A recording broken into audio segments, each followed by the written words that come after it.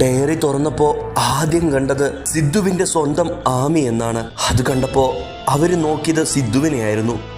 അവൻ മുഖത്തൊരു ചിരിയുണ്ട്, കൂടെ കണ്ണ് നിറഞ്ഞൊഴുകിക്കൊണ്ടിരിക്കുന്നുണ്ട്.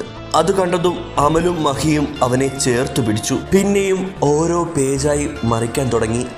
ഓരോന്നിലും നിറഞ്ഞു നിൽക്കുന്നത് അവളുടെ ചെറുപ്പവും കൂട്ടുകാരും സ്വാമിയമ്മയും അവളുടെ പ്രണയവും ഒക്കെയായിരുന്നു. അങ്ങനെ മറിച്ച് പോയിക്കൊണ്ടിരിക്കുമ്പോഴാണ് അത് ശ്രദ്ധയിൽപ്പെട്ടത്.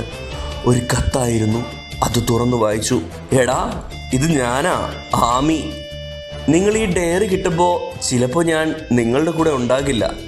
കാരണം അപ്പോഴേക്കും എന്നെയും രുദ്രേട്ടനെയും എന്തെങ്കിലും കാരണമുണ്ടാക്കി അവർ ഇറക്കി വിട്ടിരിക്കും.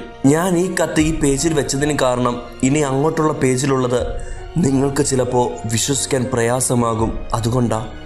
അതിൻ്റെ ലാസ്റ്റ് ഇന്നത്തെ സംഭവം കൂടി ഞാൻ എഴുതിയിട്ടുണ്ട്.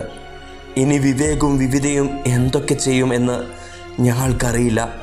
ഞങ്ങൾ നിസ്സഹായരാണ്. ഇവിടുന്ന് ഇറക്കി വിട്ടിട്ട് എനിക്ക് എന്തെങ്കിലും പറ്റിയില്ലെങ്കിൽ ഞാൻ തിരിച്ചു വരും. സിദ്ധു, ലവ് യുടാ. ഒരിക്കലും സങ്കടപ്പെടരുത്. എനിക്ക് എന്തെങ്കിലും പറ്റിയാൽ നീ എന്നെ കാത്തിരുന്ന് കാലം കളയരുത് കേട്ടോ. കാരണം ഞങ്ങൾ ജീവൻ മരണ പോരാട്ടത്തിലാണ്.